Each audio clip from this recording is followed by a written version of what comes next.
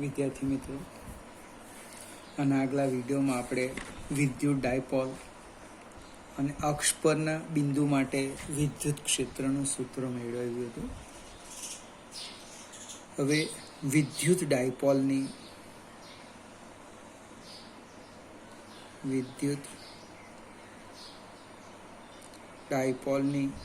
વિષુવ રેખા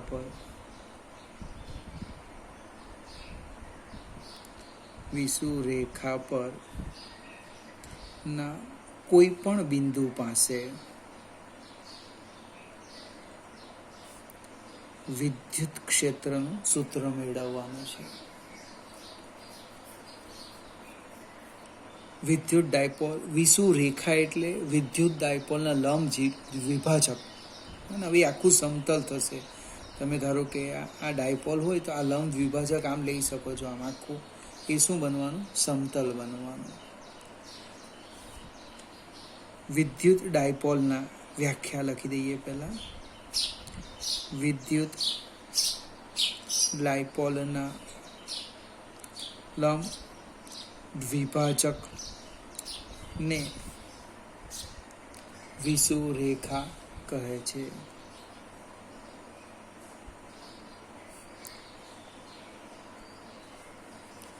હવે આકૃતિ મેઇન છે. આપણી પાસે જે વિદ્યુત ડાયપોલ છે એની હું વાત કરું. ફિગર જોજો, અહીંથી શરૂઆત કરીએ. આપણે પ્લસ ક્યુ વિદ્યુત ભાર, માઇનસ ક્યુ વિદ્યુત ભાર. હવે એમની વચ્ચેનું આ પરિમિત અંતર છે ટ્વાઇસ એ. આ એનું મધ્ય બિંદુ ઓ લઈ લઈએ.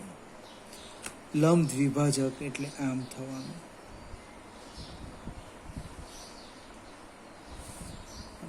આખું સમતલ બનશે. આ જે રેખા આવી એનું નામ શું છે? વિષુવ રેખા. પ્રશ્ન કયો છે?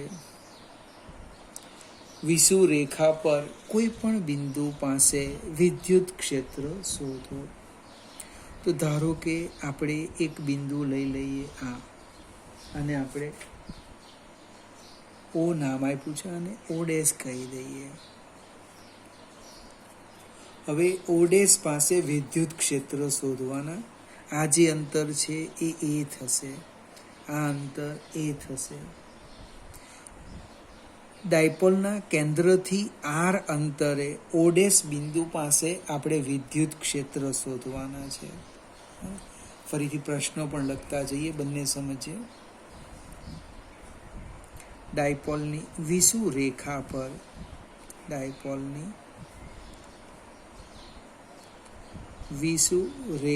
પર કેન્દ્ર ઓ થી આર અંતરે ઓ ડેશ પાસે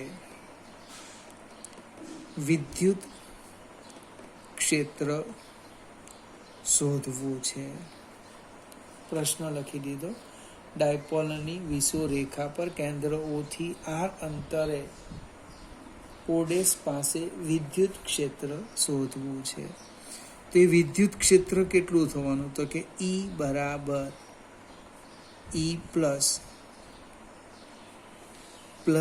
ઈ માઇનસ ઈ માઇનસ. હવે ક્ષેત્રની વાત કરીએ તો પ્લસ ક્યુને કારણે જે ક્ષેત્ર છે એ આ દિશામાં આવવાનું. આ દિશામાં આપણે ઈ પ્લસ બતાવીએ. આ દિશામાં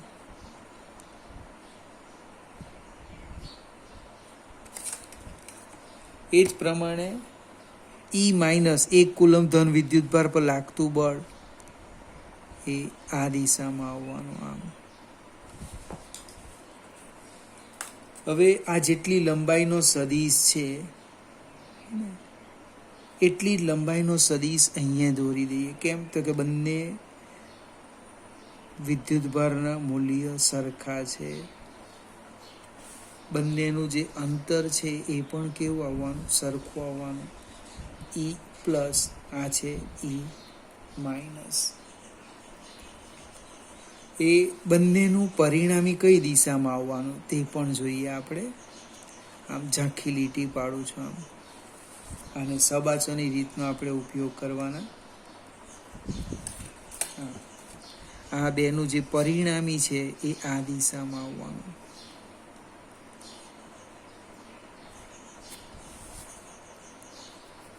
પરિણામી સદિશ આમ આવવાનું. વિદ્યુત ક્ષેત્રની દિશા છે ડાયપોલ મોમેન્ટની દિશાની વિરુદ્ધ દિશા. ડાયપોલ મોમેન્ટ આ દિશામાં છે, જો આ દિશામાં, એકમ સદિશ પી એની વિરુદ્ધ દિશામાં. અક્ષ પર ક્ષેત્ર કઈ દિશામાં હતું? તો કે ડાયપોલ મોમેન્ટની દિશામાં હતું. તો બંને વચ્ચેનો ખૂણો કેટલો થયો? 180 નો. આ વિરુદ્ધ દિશામાં છે. હવે એક સ્ટેપ આગળ જઈએ. સદિશ સરવાળો કરવાના છે, એટલા માટે આ જે ખૂણો છે એને હું થીટા લેમ. જો આ ખૂણો થીટા હોય તો આ પણ કેટલો થાય? થીટા થાય. આ જે અંતર છે એને આર પ્લસ કહીએ. આ જે અંતર છે એને આપણે શું કહીએ? આર માઇનસ કહીએ. કયું અંતર? આ અંતર. માઇનસ ક્યુથી ઓ ડેશનું અને પ્લસ ક્યુથી ઓ ડેશનું અંતર સરખા જ આવવાના. હવે આ જો ખૂણો થીટા હોય તો આ કેટલો થાય? થીટા થાય. હવે આ ખૂણો થીટા એટલે જીનલ ઝેડ, જો ઝેડ, આ ઝેડ બને, ઝેડ. ખ્યાલ આવે ને? આ થીટા તો આ પણ કેટલો થાય? થીટા થાય. બે સમાંતર રેખા અને તેની છેદિકાથી બનતા યુગ્મ કોણો કેવા આવે? એકરૂપ આવે. એટલે આ થીટા તો કે થીટા. હવે આ જે ઈ પ્લસ છે એના આપણે ઘટક પાડીએ, બને તો આ એની પાસેની બાજુ થવાની, ઈ પ્લસની. એટલે ઘટક લખું છું આમ, અને ઈ રવા દઈ જોતો. આ દિશામાં ઘટક આવવાનો એનો ઈ પ્લસ કોસ થીટા. બને ઈ માઇનસનો પણ એ દિશાનો ઘટક આવવાનો, જો ઈ માઇનસ કોસ થીટા, કારણ કે આ એની પાસેની બાજુ થવાની. ઈ પ્લસ પહેલું ચરણ છે એટલે એનો આ સામેની બાજુ, એટલે અહીંયા આવવાનું. ઈ પ્લસ કોસ થીટા. સેમ પરિસ્થિતિ અહીંયા આવે છે, ઈ માઇનસ કોસ થીટા. આટલે લખું છું, ઈ માઇનસ કોસ થીટા.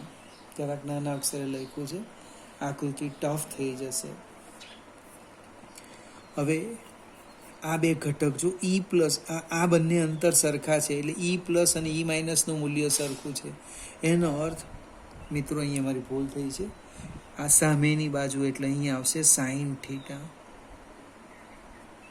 અહીંયા આવશે સાઇન થીટા આવશે. આ એની સામેની બાજુ બોલાય, સામેની બાજુ.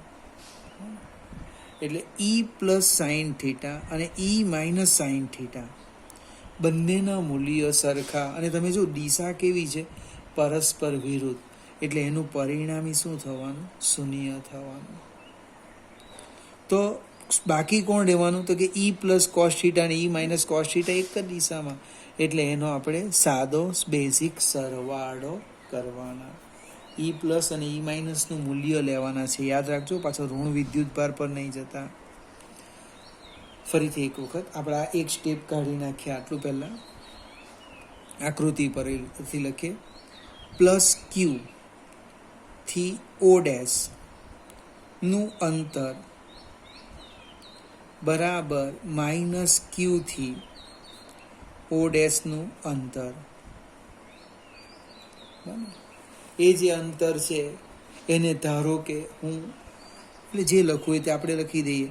આર પ્લસ બરાબર આર માઇનસ બરાબર કેટલા થવાના? તો કાટકોણ ત્રિકોણ લેવ તમે. પાયથાગોરસનો પ્રમેય.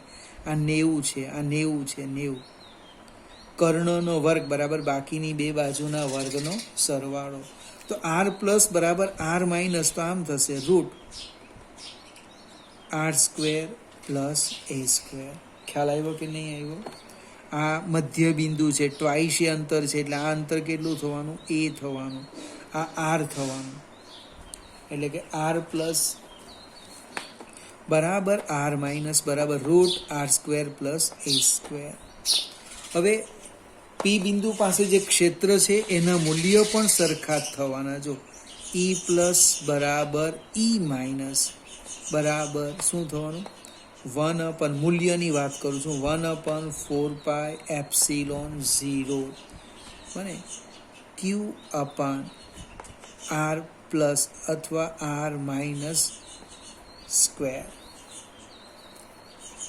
ફરીથી એક સ્ટેપ આગળ વધીએ.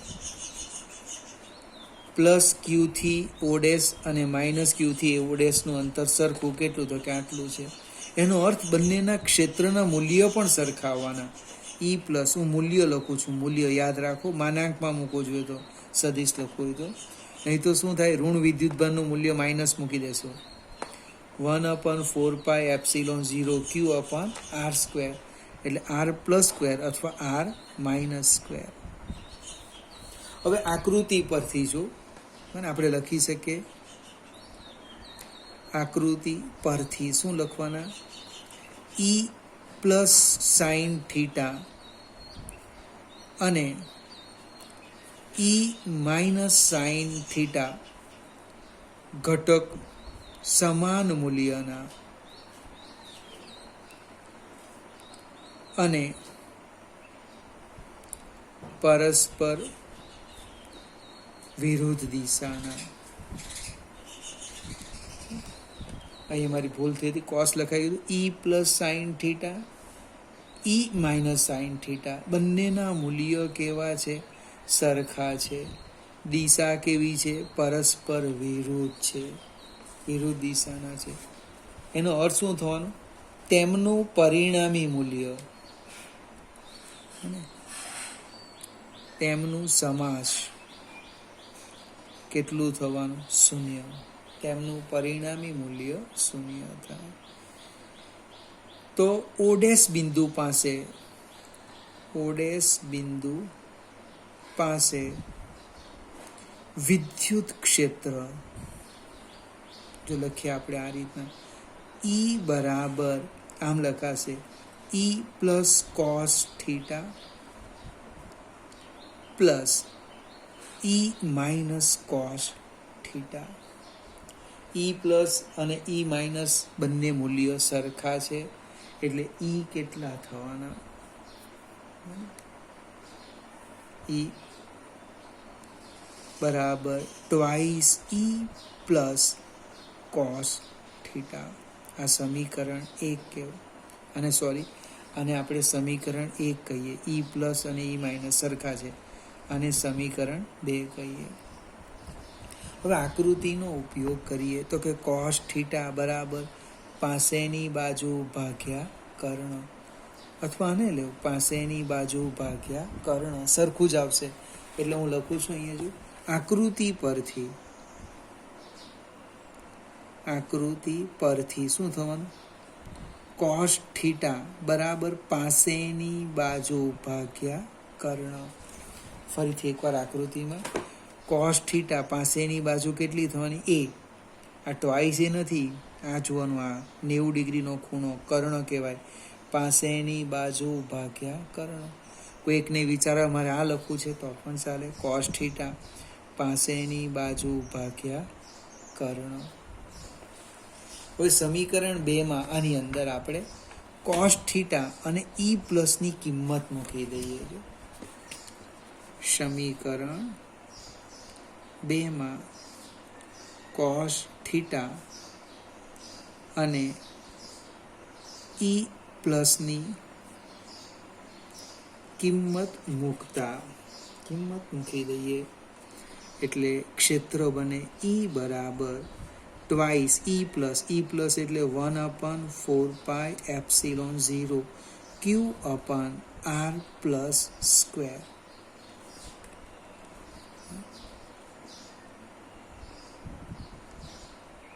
ઇન્ટુ કોસ થીટા એ અપાન આર પ્લસ.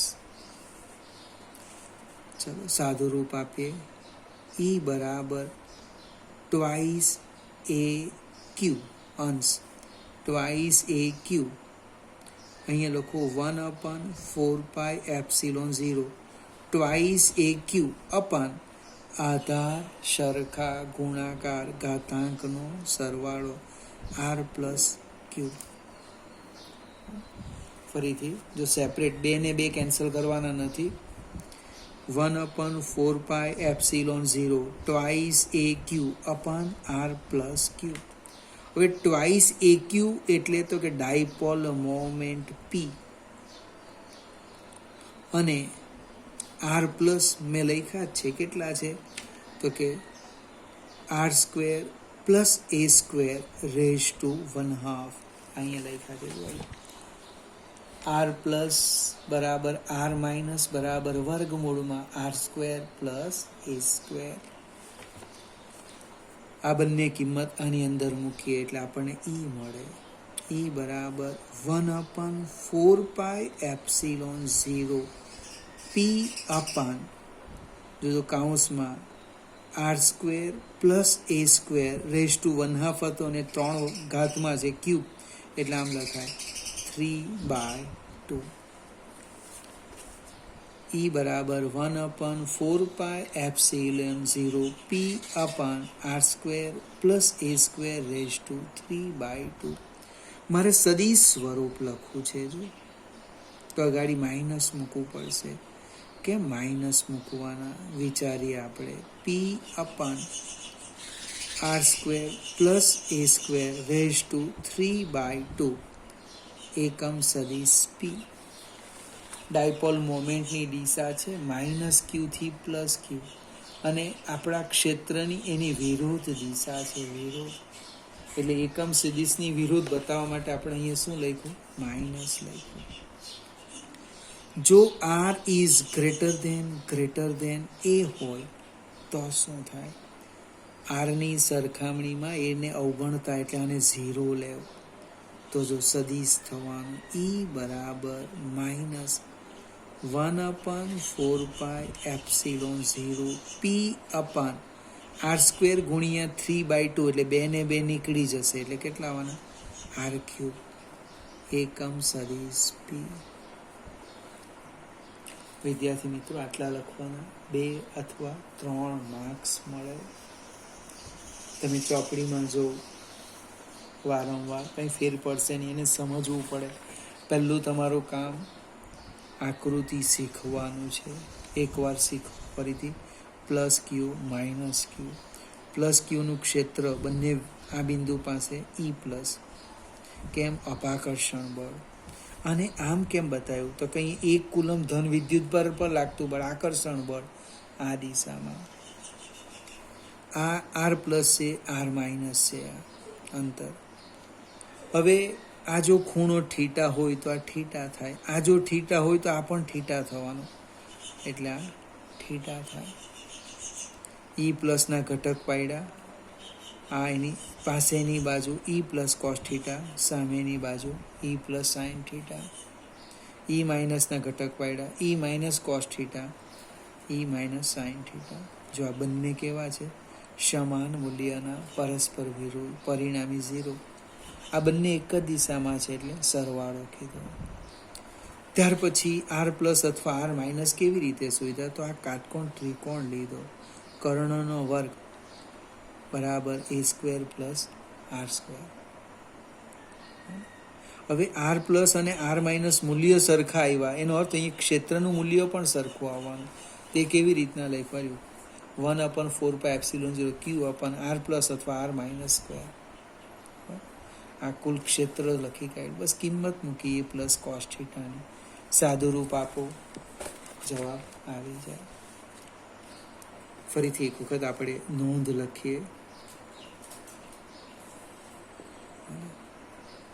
લખીએ. ડાયપોલ અક્ષ.